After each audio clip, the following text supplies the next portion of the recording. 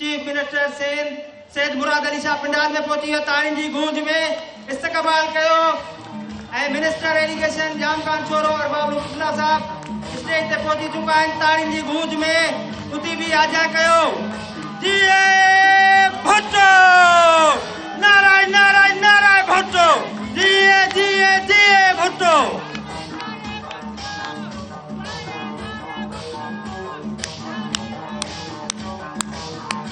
अली शाह साहब पंडाल में पहुंची चुका है।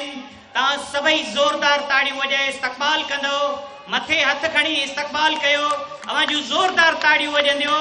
अॼु असांजा हे मोहबतुनि जा ताड़ियुनि जा तोहफ़ा आहिनि जेके असांजे सिंध हुकूमत जे लाइ जिन अवाम जे लाइ हेॾो वॾो बंदोबस्तु कयो आहे, अवाम जे भले लाइ इंतहाई अहम कोशिशूं कयूं आहिनि। जनाब वज़ीर आला सिंध सैयद मुराद अली शाह साहब पंडाल में पहुची चुका आहिनि, स्टेज ते अची चुका आहिनि। असां दिलि जे गहराइनि सां तमामु जेका क़यादत आहे उनखे भलीकार चऊं था, ख़ुश आमदीद चऊं था। भली करे आया, जी करे आया।